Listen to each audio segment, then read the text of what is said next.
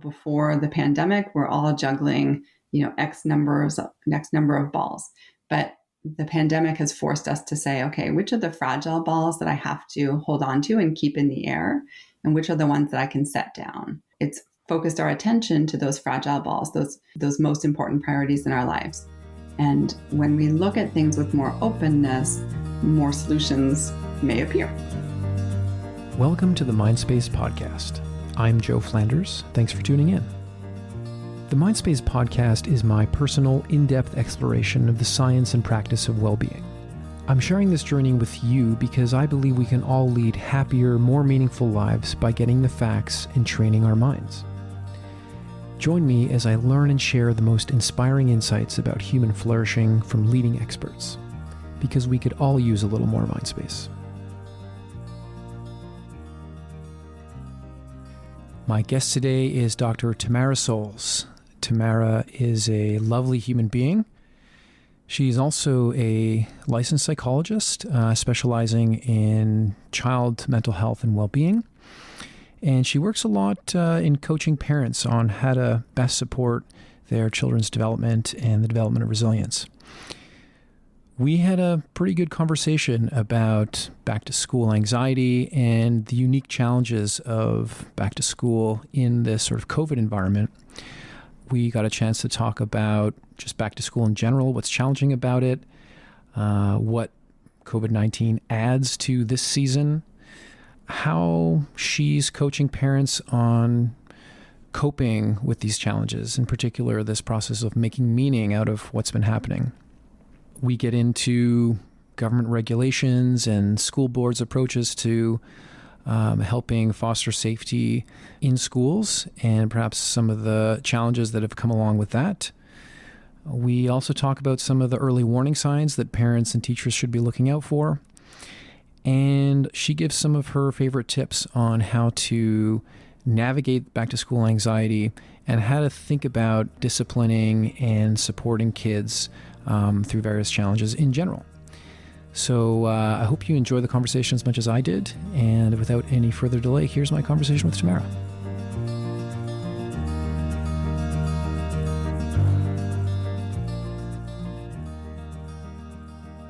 Dr. Tamara Souls, welcome to the show. Thank you for having me. I'm happy to have this chat with you. All right. I'm really happy to have the chance to talk to you. My impression is that you have thought a lot about and read a lot about this very topical, timely issue of back to school anxiety. So I'm really excited to get into it with you. Maybe you could just talk to us first about kind of your professional background and what you do and how you got there.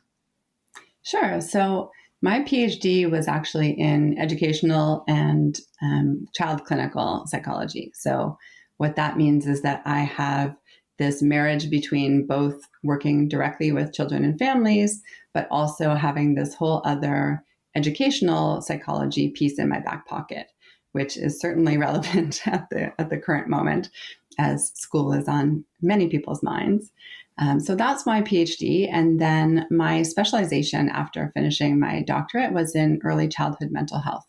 So I work a lot on working with the families to support families to function better as a whole and to help parents understand how to use connection and what we know about the brain and how it develops to promote self-regulation and to harness the power of connection to make families thrive better. So in my practice, I work with a lot of families of kids of all ages, from, little early childhood years all the way up to teens and even some 20-somethings who still act like teens sometimes. So I run the gamut, but certainly I get a lot of anxiety referrals. And so anxiety is a big part of my practice right now. Cool. And I'll just make a plug for you and your practice and your clinic. You might be a little shy to do that, but everyone should know that I refer people to you all the time. I consider you really one of the leading child psychologists in our community here. And the fact that our offices are a couple of floors apart in the same building helps. But I even, refer friends and family because I really have a lot of respect for the work you do. So Yeah, just to mention how I think successful you are and how well qualified you are on this topic. If you're cool with that, I would ask you a bit of a more personal question. How have you and your family been dealing with the pandemic, the lockdown, and now the back to school experience? Like what has it been like for you? That's a great question because as therapists, we don't talk a lot about ourselves. So I'm Right. happy to talk about myself for a little bit. For us, first of all, I recognize that we're incredibly lucky that I have a job that allows me the flexibility to work from home. And so, although doing telehealth wasn't something that I did regularly in the past, and there's obviously a bit of a learning curve, but I've really embraced it. And because I do a lot of parent coaching, it has actually worked really, really well in that format. Parents don't have to worry about trying to park in Westmount or, any of the other logistical barriers that often come up, like taking time out of work and the travel time, the commute. So for my job, it's worked really well. And my husband, he runs a visual effects company in Montreal, and he has never worked from home, but even he had to, and the company had to pivot really quickly, obviously, like many did. And he was able to see that a lot of his work could be done from home too, which has been a great thing for our family to see, wow, there's maybe more flexibility than we realized before. So that's been helpful. Having said that, I just couldn't practically see the same number of clients now as I did before because my kids were home. So I have two, they're twins, a twin almost 7-year-olds. And so, come March 13th, when everything shut down, I had to scale back. So I scaled back quite a bit in order to help with the schooling and just be home with the kids. But for me, again, I'm in a very privileged position that I was able to continue working. I could scale back and it not be dramatically affecting my family's day-to-day life with my husband working. So I feel very lucky to have been able to do that. But I certainly noticed that it reduced my stress tremendously to not have to worry about, the commute back and forth to school and to work less and just concentrate on the clients that I did continue to see regularly, could really focus on them, but then still be completely present for most of the day with my kids. So for us, it has actually been a very positive experience in that we were able to find new ways of shifting and working for our family that seem to have everyone be a bit more connected with each other and a bit less stress. So having said that, of course, then there's the stress of what to do come back to school time. So, yeah, hold on. I want to get to that, but I'm curious over the course of the months, how have the twins adapted and coped? It sounds like the family's been pretty closely knit. Have there been ups and downs with the twins? oh, absolutely. Absolutely. I mean, there's always ups and downs when you have any kids, but I would say, look, first of all, they're at an age where I found it was a particularly good age for them. If they had to experience this, it was a good age for it to happen because they're at the stage where they'd been home with me much of their lives. That school was really kind of their first experience. They had been at preschool kind of part-time before that, but otherwise they'd always been home with me. So being home with me is kind of their jam. They're used to that. So it was nice to get back to that. Having said that, though, of course, there are times when, we're managing they can't go out, they can't do as much as they normally would. There isn't the freedom and flexibility. And so sometimes that would lead to a little bit more frustration or stress. But because of the age that they're at, and as I said, because they're kind of used to being home with me, although they missed their friends, they have each other. And it wasn't as big of a deal as it is, as I've seen for some of my clients who are a bit older, or even some of my friends whose kids are a bit older, where their social lives are so much more amplified than they are for my kids, for example. So the ups and downs certainly have been, dealing with obviously protecting my family's health and then my extended family. Like, how do we deal with keeping my parents safe and visiting or not? And all of those things that I think a lot of families are worrying about.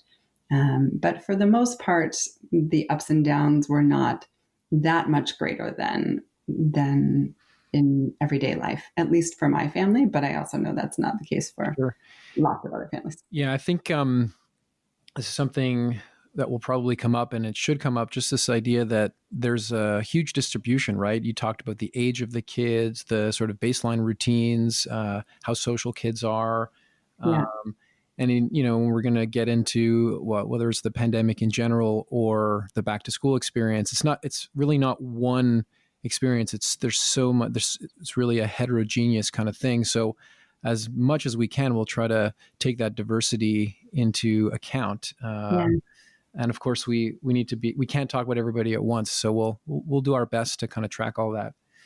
I think I'd be curious to hear your thoughts on the back to school moment in general, right? So every year at this time, the media is just covered with back to school stories. I just did a TV news interview about it. Right. It's in, every clinic has a blog post about it. So maybe before we get into how this particular back to school season is unique, maybe just tell us what are the challenges and opportunities of back to school generally. Yeah. So that's a great point because I think that there is a baseline anxiety for many kids and parents. And when I say anxiety, I'm not saying, clinically significant levels of anxiety, but some nervousness and anxiety about, who's going to be in my class? Who is my teacher? Am I going to get along with this teacher? And, a lot of kids have that concern about jumping from a new to a new grade, and is the work going to be that much harder, and am I going to be able to handle this? And family stress about the routine that brings, having to get up early, having to get to bed by a certain time. So there's always a little bit of back to school stress for many families. I would just add to that, what I experience and what I see is that it's also tough for the parents that are maybe coming off a vacation or a Mm-hmm. quieter period at work. And so they're trying to be available to support their kids, but it's also a transition for them. Yes, absolutely. Absolutely. And, if kids have been in camp in the summer, then, their whole routine looks very, very different. And they're also, many kids have spent a lot of time outside and moving and all the things that they should be doing regularly and that are helpful, but now they shift back to, somewhat more sedentary activities and more restriction. And I think that brings a lot of stress for families. Mm-hmm. All right. So this, of course, is a very unusual back to school season. What are you seeing as like the main variables that COVID-19 is adding this time around? Families are, first of all, having to make the choice of whether they feel safe sending their children back to school. And every family has their own risk threshold or risk tolerance level. But for many families, they've had to look at whether they feel comfortable with the government regulations or the individual school regulations. But for those who have chosen to send their kids to school or who feel they're forced to and don't have other options, they're contending with the worry that, is the classroom bubble going to be truly a safe bubble? Are my kids going to be exposed to the virus in ways that are so quick and hard to stop? Once one kid goes home with the sniffles, is it too late? They're worried obviously about their children and their family's safety. But then on top of it, the logistical things. Is it going to feel like school for a kid to be sitting there in a classroom with a teacher with a mask and possibly a visor too, and these different groups and possibly wearing masks themselves and not being able to have the same equipment or tools in some of the rooms? The rooms look different. They're organized differently. So on top of that, it's how is my kid going to adjust to the practical changes of school and the overall feeling of school? A lot of families have said it doesn't feel warm and nurturing, and the teachers can't give my kid a hug if they need it. So there's a lot of concerns of just even if the logistical preventative measures are effective, what is the climate of school Mhm. going to do to my children and my family? Right. So I'm guessing you're providing a fair bit of counseling to parents these days about these decisions. First of all, is that a fair assumption? And Yeah, what kind of definitely. approach are you taking to guiding these parents?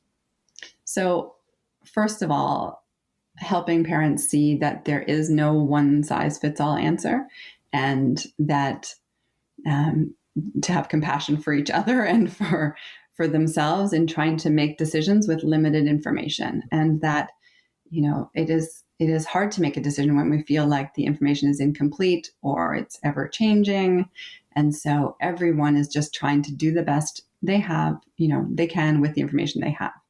And so I take the approach of figuring out what works for one person's or one family's safety risk and threshold and a child's learning needs. But I think that one of the things that has happened over the pandemic, similar to how I described for my family, is that it has forced families to look at what are their priorities and what do they need. I've likened it to juggling balls. So before the pandemic, we're all juggling, X number of balls. But the pandemic has forced us to say, okay, which are the fragile balls that I have to hold on to and keep in the air, and which are the ones that I can set down? And so it's focused our attention to those fragile balls, those most important priorities in our lives. But the great part of that is that it allows us to be very intentional about which balls we reintroduce.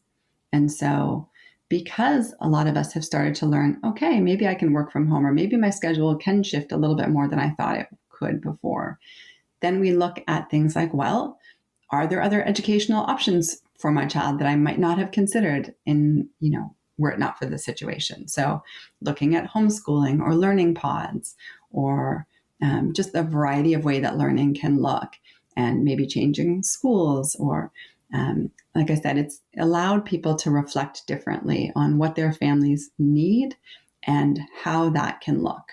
And when we look at things with more openness, more solutions may appear. So that's how I've been working with families and looking at what works for you, what is your priority right now, and helping them with their own anxieties about what it means for their child if they're learning in a different environment, or if learning looks different than the traditional learning, and will they still learn, and will that impact them down the line 4 years from now if they've missed 4 months of schooling, for example. So This is really interesting stuff, and I want to come back to this question about how the government is handling things and how the schools are handling things, but I want to linger here for a second because I know that you are sort of like you encourage people to pay attention to and be in touch with the silver linings, right, in the experience that we've been having over the last few months. And I certainly, speaking personally, like have found the process you described to be incredibly helpful for me and my family. It's just like when the pandemic first hit, it's like everything became simplified, right? We're yeah, not leaving the house. We got to go get groceries is pretty much it. And that simplification brought certain things into focus, brought a certain clarity around priorities in life, and I found it incredibly energizing. And then this intentionality around reintroducing more complexity has been really interesting. So maybe you can say more about that. And I also just want to just qualify as well that I'm just aware that different people have different different silver linings, and some people have yeah, much less, right? So just to be able to talk about the privilege of simplifying and enjoying and then adding complexity, like you know as I said, it's just sort of a privilege to be able to do that. And I don't know, is it the case that everybody has a silver lining, or are some people really stuck in very complex circumstances and don't really have the flexibility that, let's say, you and I are enjoying? certainly the phrase that has been used often through the pandemic of we're all in the same storm, but maybe in different boats, is very apt. So not everyone enjoys the privilege that you just described. And I tend to think of it less as a silver lining and more as meaning making. Mhm. And that is accessible to everybody. So I think everyone has the opportunity to make meaning from what has happened in the last 6 months.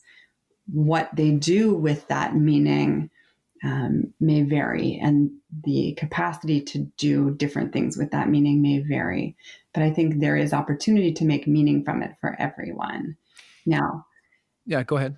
yeah, can everybody, shift their work schedules and, change how they work? No, not necessarily. And many people have lost jobs. Some people have lost lives.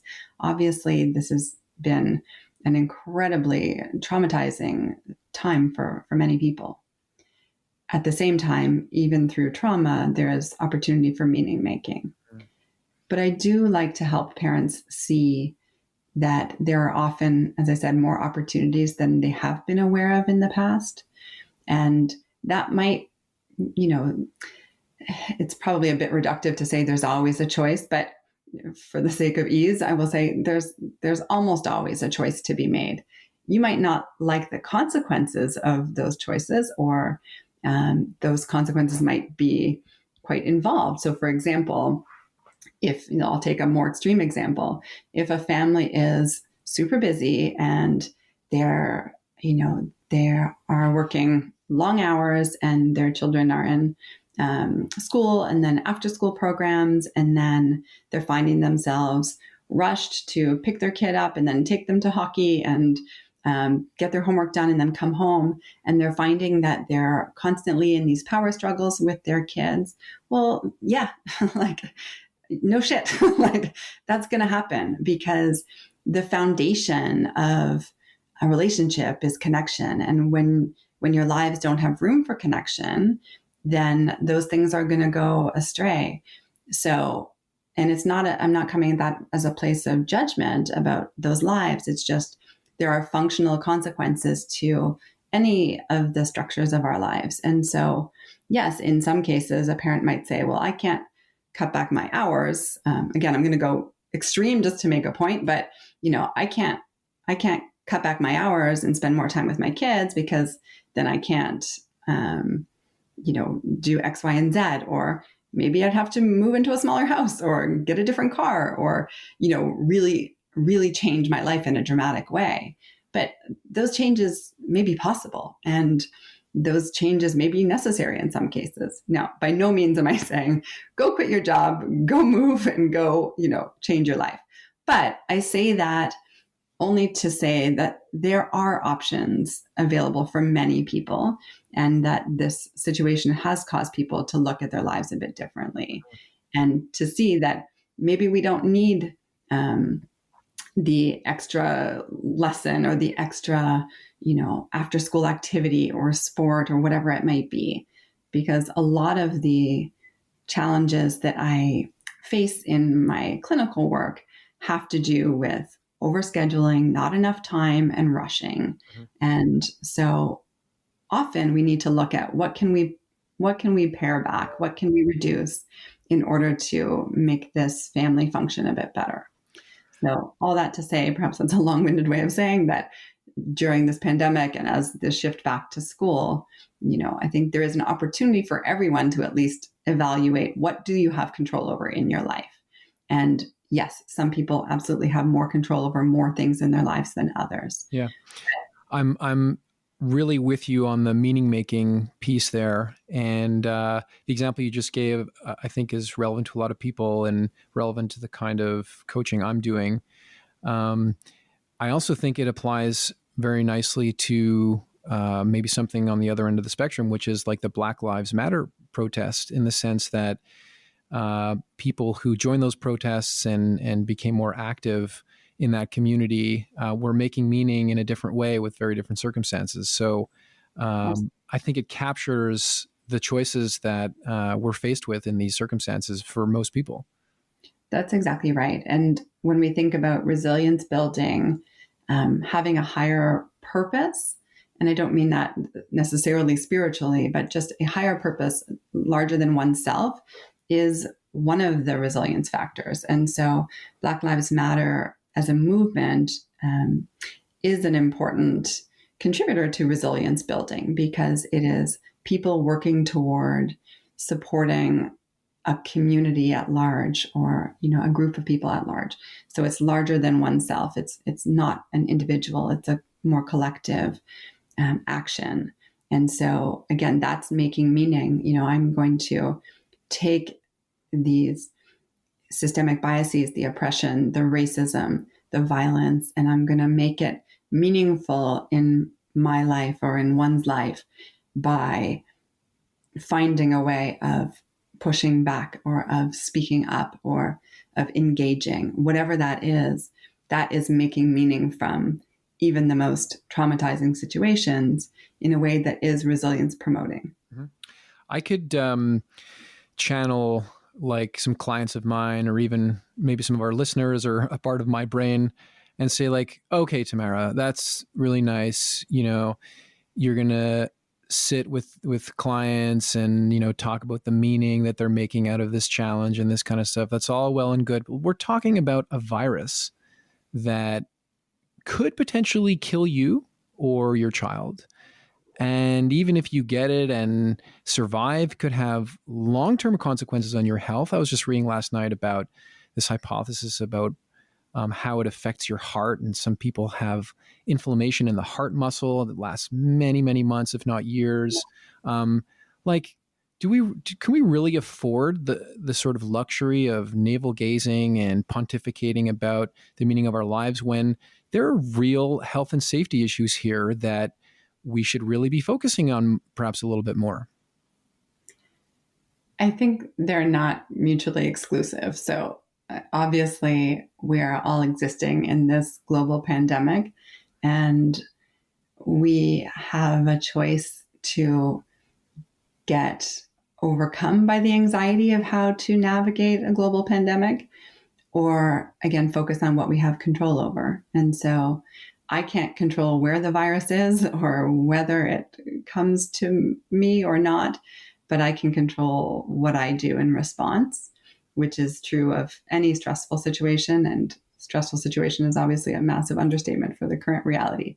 But in any given circumstance, I have the choice of how to respond to that situation. So if I'm navel gazing by going out without a mask and wandering through from bar to bar, that's a problem. But if I am reflecting on my life while living within the parameters that I have set up in order to keep my family or myself safe, then yeah, I don't see how those would be conflicting. Mm-hmm. Okay, let's talk about those parameters a little bit here. And I guess I should warn you and the listeners that this question may turn out to be a little bit more of a rant, but just to kind of get the conversation started, I've been tracking this back to school thing for, I guess, a few weeks now. And for the record, my eldest, who is sort of school age, is back in school. And, I've got my own stresses about that, but generally support that decision. So in reading about this, it really doesn't seem that complicated to get kids back to school safely. And I'm not an expert here. I don't know all the variables, but it strikes me that there are a small number of variables that have become relatively clear in the literature that apply to how the like what you need to do to keep kids safe. And it's something along the lines of smaller class sizes. Like, don't put kids in a class with more than like 10 other children or something. They've got to wear masks. You've got to sort of manage these bubbles carefully. There may be a couple of other like basic things. And if you do that, kids and teachers don't get sick. And if you don't do those things, everybody gets sick. It's just like that's kind of the story that's emerged from school openings all over the world. Yeah. And if I look around at what's happening, here in Montreal, I can maybe speak to the circumstances in my kid's school, or even maybe across the city or the province. It's like minimal investment in these things. Yeah. And, if I look across, I guess there's, again, sort of variability across jurisdictions and provinces and countries and this kind of thing. But I don't get it. What is going on? What is your take on how governments in general, school boards, and perhaps even our local sort of organizing bodies are managing this, and why is it not being done more carefully? It's hard not to be cynical, I think, as we certainly in Quebec, as we watch how the government has handled the pandemic really from the beginning. And I'll use the summer camps as an example. When we release guidelines about reduced ratios in summer camps, and then summer camps say, wait, we can't afford to run if we're going to have those kinds of ratios. And then the government turns around and says, never mind, back to regular ratios. I think that's a very clear indication that there's more going on in these decisions than just safety. And so I think, so it's like I said, it's hard not to be cynical, but I think that's realistic that these decisions are being made on multiple levels from multiple perspectives. And as you said, there has been some pretty clear precautions that can be put in place, and yet the reduced class sizes don't seem to be happening to the degree that would be most helpful. Even wearing the masks is definitely variable between schools, even though the government has now come out and said you can't force any kid at any age to wear a mask, which has put schools in a difficult position where I think a lot of schools are doing we previously told you that you must wear masks from this grade and up, and we're not saying anything about this new announcement from the government. So, I don't know why. I know that the government has been obviously pushing for more economic growth and recovery. And I think the agenda, from my perspective, based only on my own, individual person reading of the situation, seems to be that they need to get people back to work so that people can get back to working downtown, going into stores, spending, buying lunches, paying for parking. And in order to do that, they need people working to get, to do that, they need people working and they need parents to have their kids somewhere. Mm-hmm. So I think while at the same time, there is a strong sort of media push about the necessity to get kids back to school for their own mental health, which I'm sure we'll talk about. So the government, I think, has been towing that line as well. We need to get kids back. It's for their own best interest. But I think there's also the economic push. And then on top of that, the other line that is being put out there regularly is this schools as a societal safety net idea. In other words, we need to get kids back into school because many of them are in situations at home where they are exposed to relational violence or aggression or poverty, or they're missing meals that they would normally get at school, which is also problematic for many reasons. But I think there's a lot of agendas that are being used to perpetuate the implementation of these plans, and not the least of which financial. I mean, to take class sizes that were already too big in many schools and reduce them to those levels means having space and shifting education in terms of why are we not thinking about being outside more in terms of their education. We know enclosed spaces for long periods of time is one of the biggest promoters of the virus being more contagious and transmitting. Mm-hmm. But there's not a lot of talk about being outside for education more, at least not that I've seen. So I don't know if I have answers, but that's my take. Well, it's interesting. I want to pick up on this thing about how it's easy to be cynical. And I guess my own view here is that I want my government to be considering all of these variables. Yeah.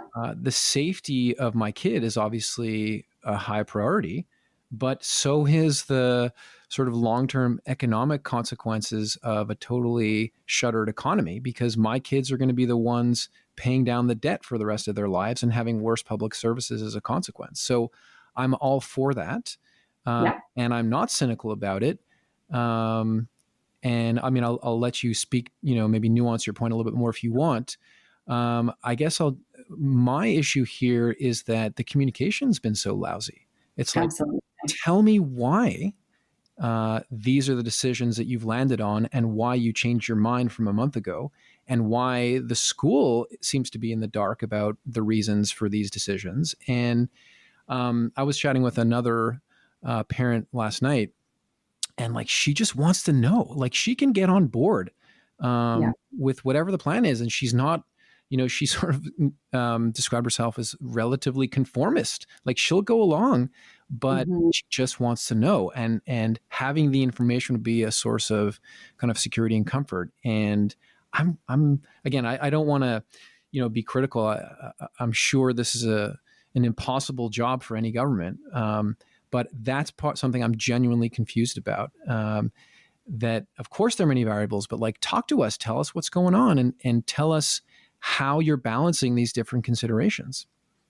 Right. And to your point, I think, I mean, look, I agree with you, obviously, that they need to factor in many things, but I'm not sure that those things are all factored equally. And obviously, any individual is going to have a different idea of the weight of each of those variables. But I think there is the lack of transparency about those variables, which is similar to what you're saying. And I think that's what a lot of Mm-hmm. people are concerned about. So the cynicism, I suppose, is coming more from the, like, let's call a spade a spade. If we're doing it for this reason, let's say it's this reason, or this is why we're changing, the guidelines. Mm-hmm. So it's not that I don't want them to consider all of those factors, but I think there's some cherry picking that's going on, about which factors sort of promote the overall agenda anyway.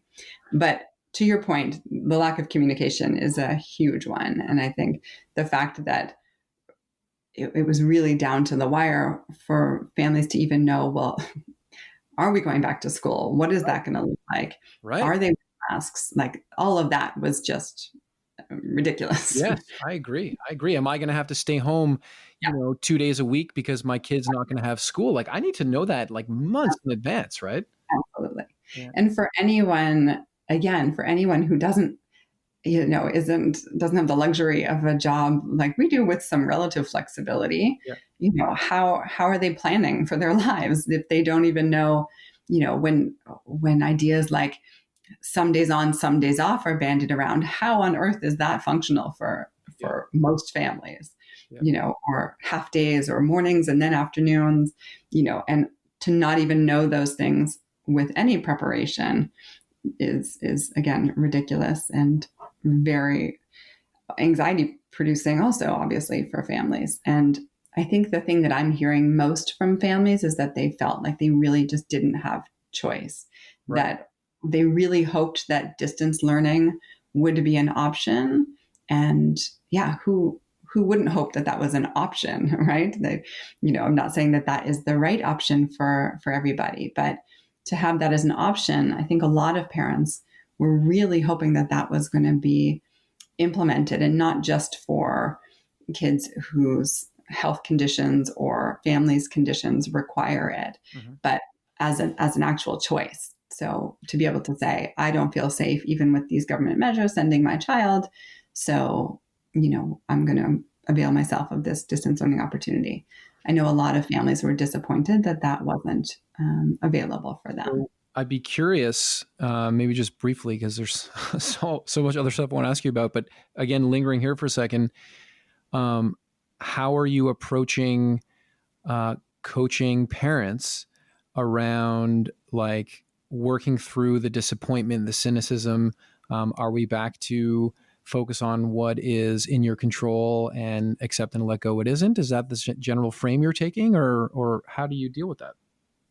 So certainly there's the element of the control piece, but then also relatedly, rather than just acceptance, what can you do? Can you organize? Can you, do you feel like you need to express yourself by creating a petition or writing a letter? Or, how do you advocate for your family's needs? Or can you advocate within your school? Or, at what level can you take some action?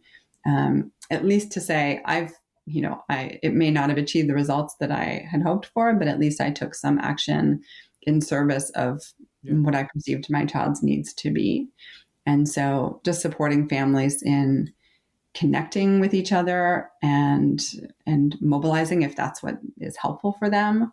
Or for other families, as you said, it's sort of grieving the loss of what they hoped their school year would look like for their kids, and grieving the loss of that safety that we generally feel living in Canada, sending our kids to a public school or to a school in general. There is a loss of safety that comes from that, even when they are taking the preventative measures. And so, yes, there's room for grief and there's room for processing that. But at the same time, also helping families take action if that's something that they feel would be helpful, or just connecting with other parents who are also in a similar situation and being able to support each other in that way. Yeah. I'm aware that what I'm about to sort of ask you about might be, a little bit off of the kind of out of your wheelhouse in terms of your expertise, but probably something that comes up in your personal reflections or some of the deeper conversations with clients. I think also what I'm about to say is probably not very PC, but it's something that I think about as well. And that is the bigger picture, the broader sort of existential picture here, which is we're animals and we're alive. We try to survive and reproduce, and there are challenges to our capacity to do that. And people get sick, people die. This is what it means to be a living organism. And we can do a lot to try to mitigate that and be safe. But how much are we going to turn our lives upside down to prevent something very natural from happening? And I'm wondering if that even is part of the equation with decision makers. So it may be that 70% of the population of our province, let's say, is going to end up getting the virus, and preventing that outcome would be prohibitively costly. And so I wonder to what extent the thinking is about this is sort of inevitable until there's a vaccine, and hopefully the vaccine will work and hopefully it'll come in a timely way. But a lot of people are going to get sick. That's just the reality of being a living organism. And how do we set things up so that we're preventing sort of catastrophic breakdown of our healthcare system or of social cohesion and this kind of stuff? But hey, kids are going to get sick, adults are going to get sick, the vast majority of people are going to be fine, and let's just mitigate, test, contact trace, and sort of hope for the best and get through it until there are more practical and efficient solutions like vaccines or medications. How does that point of view land with you? I think that I've certainly heard many, many people taking the approach of, we have to get back to living life, so to speak. So that means we need to move forward. We can't, stay on lockdown forever. And of course, that's true. Nobody knows for sure when a vaccine will be available and how effective it would be. So certainly living our lives on hold in lockdown for an indeterminate amount of time is not feasible or practical. And there are mental health, obviously, implications for living life in that way. At the same time, I think that is not all or nothing, that we can resume aspects of our lives, whether it's work or whether it's school, while still adhering to practices that keep people as safe as possible, and recognizing that, again, this hasn't been sort of an equal opportunity virus insofar as we've seen in the long-term care facilities, for example, in Quebec, there were um, systemic flaws that cost lives, and that matters, and that it hasn't just been, well, this is nature. This is the nature of being a living organism, that things are going to happen and things are going to wipe things out, and so on. But it's not as though that's happening in a random way. It's not random. We've seen, now that there is some tracing of the difference in terms of the racial differences of who gets sick and how they get treated, or the age differences in the long-term care facilities. So it's easy to say that, I think, in many ways, that this is just part of, being a living organism, and these things happen sometimes. But it's easier to say that when you're not the one who's likely in the vulnerable, disadvantaged, or at-risk position through no fault of your own.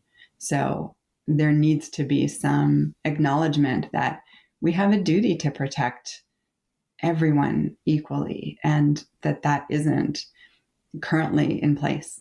And so there needs to be some shuffling of things that I think that attitude doesn't recognize that fully. Mm-hmm.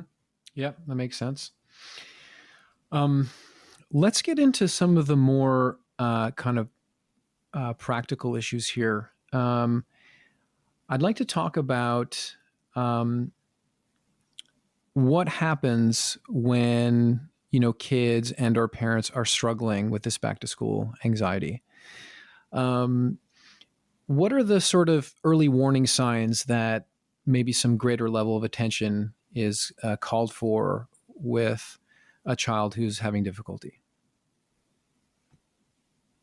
I have seen many families say that their children were refusing to go to school in those early days, or having meltdowns at the night before or the morning of, and really showing a lot of dysregulation and trouble regulating. They're having trouble sleeping, they're having nightmares, the classic things that we might see when anxiety is present.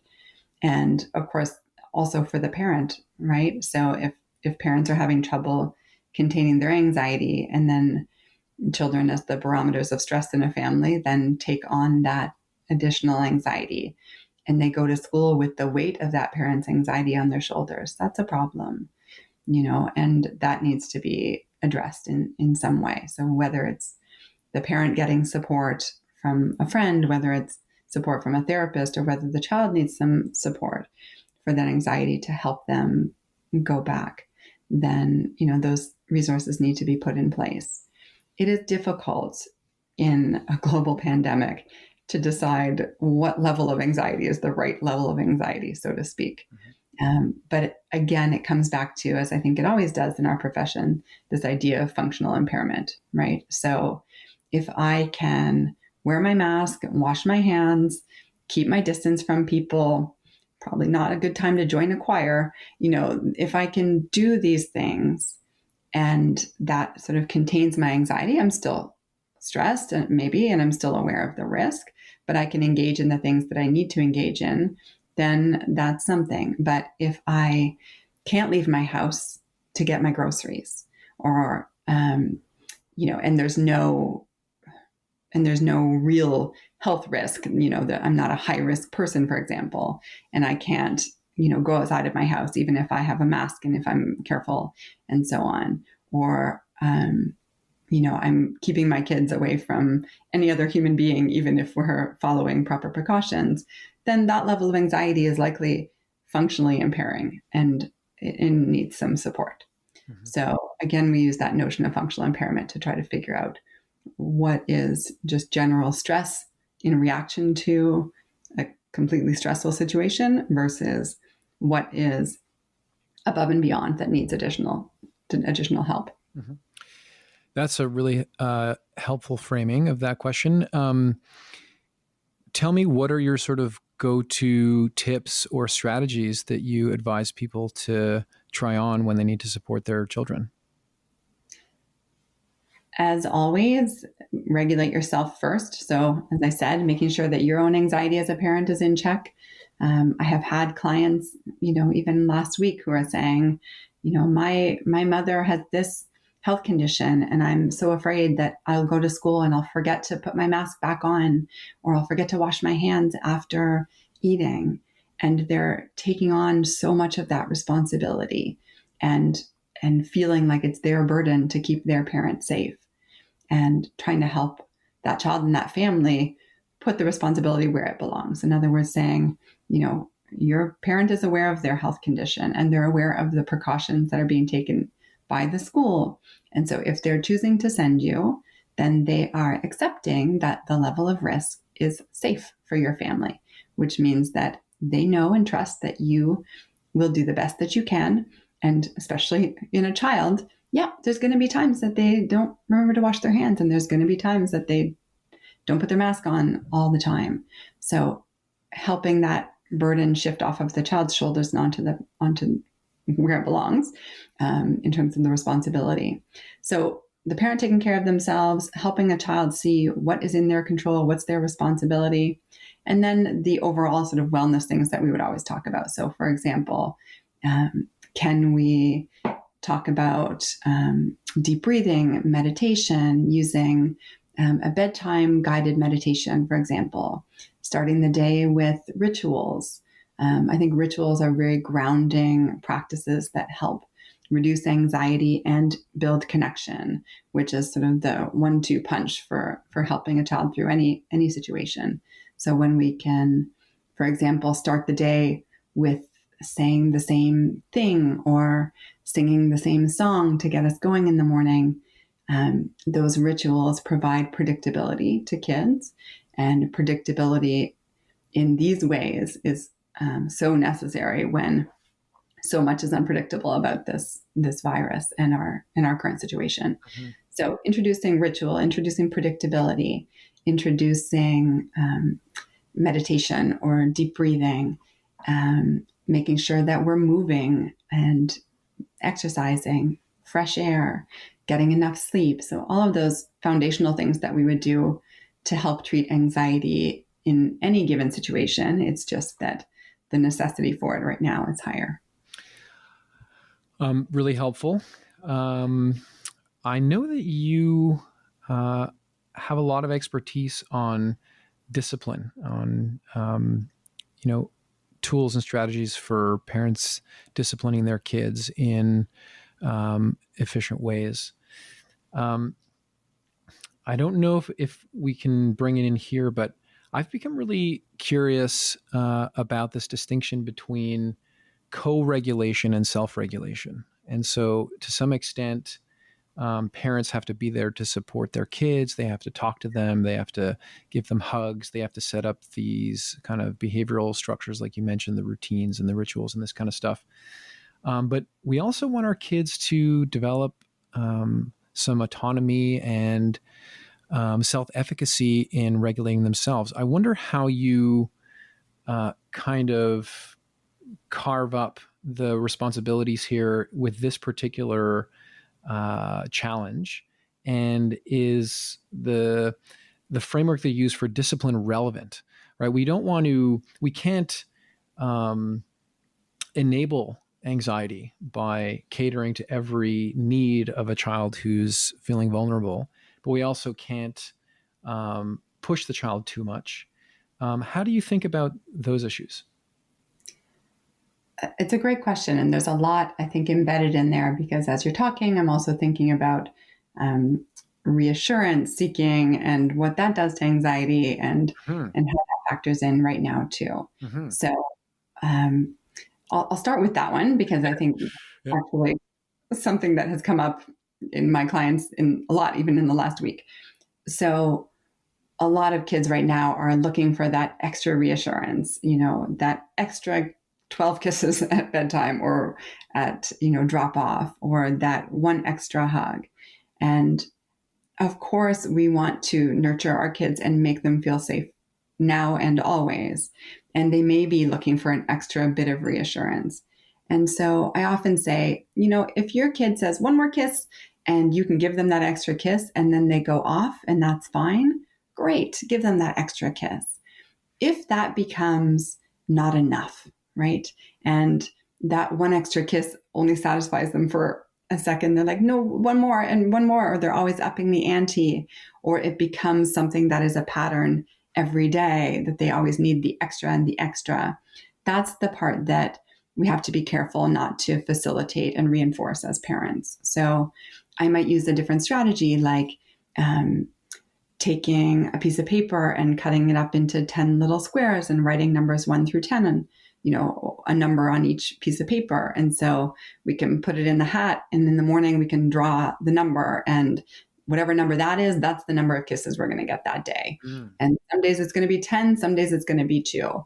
And because it's really not about the number of kisses, it's more about a child's brain creating the pattern of necessity of that number of kisses, right? So if it's 10 one day and it's 4 the other day, and my child can tolerate that, we don't have an issue, right? But if my child can only tolerate 10 kisses every single day, even if it means that they're running late, or even if it means that, something's in, my baby's crying and I have to tend to my baby and they're still non-functional because they got 8 instead of 10, that's where we have an issue. So when we can mix it up in that way, for example, and that's, maybe a simplistic example, but when we can mix it up in that way, then we're not reinforcing the anxiety in the same way as we do when we reinforce those rituals. Now, again, as I said, ritual is important, but ritual is meant to ground us and to be a connecting part of our day. But if it becomes something that my child can't go in the school if we haven't done it, and they're going to have a meltdown over it, we've reached a different level. So that's sort of how I think about how do we provide that comfort and care right now while still making it flexible and not rigid and potentially negatively reinforcing anxiety-seeking behaviors. Mm-hmm. In terms of discipline more broadly and the question of co-regulation, again, it's an interesting one because I think culturally what happens is that, we have babies, and generally speaking, parents are pretty on board with this notion of it's my job to figure out when this baby's hungry and feed the baby and rock the baby if they need soothing, or pick them up or change them if they're hot. So we're all on board for the job of regulator as parents of infants.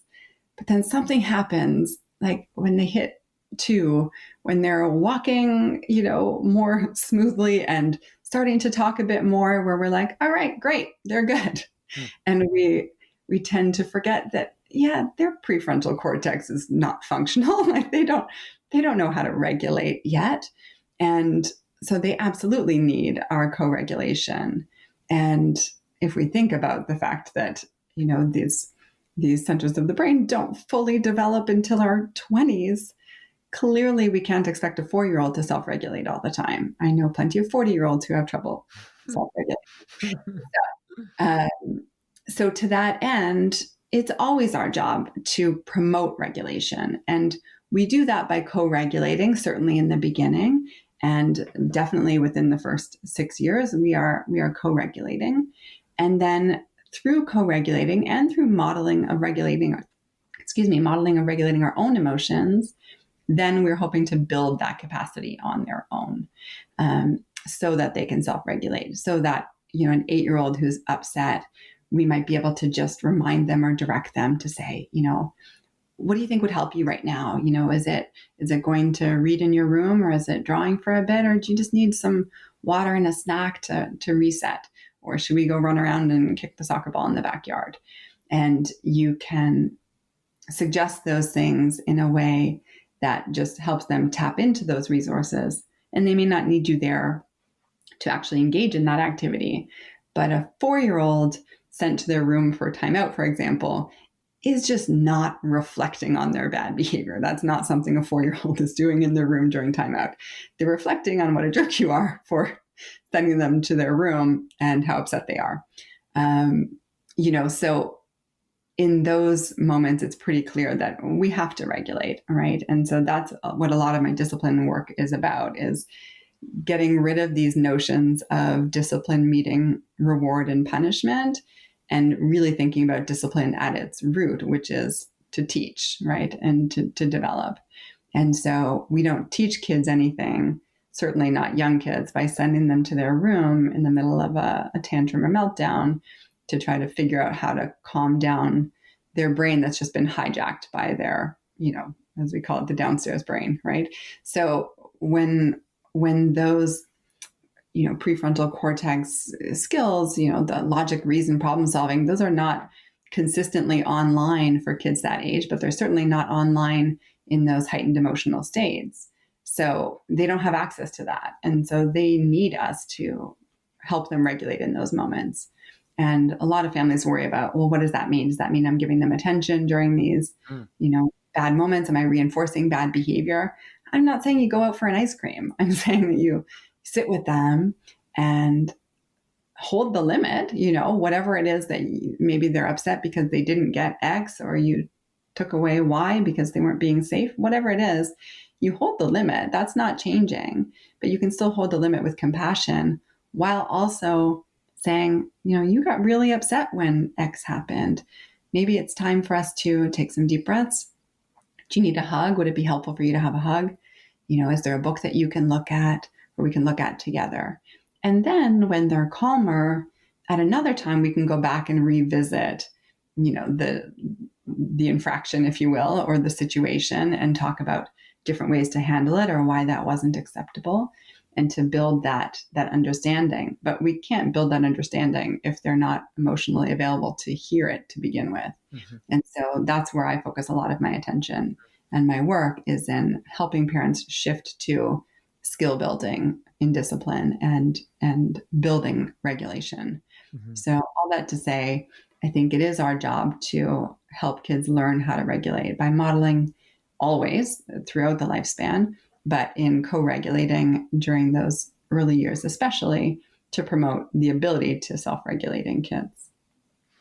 That was really lovely and very articulate, and really appreciated just even kind of thinking about my own relationship with my kids as you're talking about it. And one thing that really kind of jumps out at me is just like how much the parents' self-regulatory abilities come into play. Like you really have to be able to manage your frustration or anger or anxiety about your own child to show up for them in the right way. And so, I mean, I guess it sort of makes sense that you spend a lot of your time coaching the parents on how to do that. And I think it's really important work and great work. And really grateful that you're doing it. I hope you keep doing it for a long time. I think I've taken up enough of your time. We're approaching the 1 hour mark here, so I'll let you get on with the rest of your day. Really appreciate you joining me here today, Tamara, and hope we can do it again sometime soon. Thank you. It was a pleasure chatting with you, and I really enjoyed it. All right. Do you want to just mention how people can find you? I know you've got a podcast and you've got the website, which is, you're putting up lots of really relevant content these days. So maybe an opportunity to just mention those projects. Thank you. Yeah. So I have been trying to put up a lot of strategies for parents in either Facebook or Instagram or Twitter. And you can find me on all of those at Dr. Tamara Souls, Dr. Doctor. So at Dr. Tamara Souls. And also my website, which is drtamarsouls.com. And you can find my podcast, This Hour Has 50 Minutes, also on my website or anywhere where you listen to podcasts. Cool. And are you active on social media, or is it really the web where you're putting out most of your stuff? Most of the stuff I put out is on social media right now. I have some courses that will be coming online likely in January. But right now, for example, I have, there's a link that you can get to from my Facebook page or Instagram, where there's a little freebie handout for parents about managing anxiety in their kids. So you can find that link there. So most of it right now, the content that I put out is on social media. And are you, again, Dr. Tamara Souls on social media, or just your first and last name? Exactly. Dr. Tamara Souls. Got it. Awesome. Thanks again, and talk to you soon. Yes, thank you. All right, take care. Thanks for listening to the Mindspace podcast. I hope it was inspiring. If you feel the world could use a little more Mindspace, please consider supporting the podcast. The best way to do that is to leave a review on the Apple Podcast app or wherever you listen, or share your favorite episode on social media. Thanks, and be well.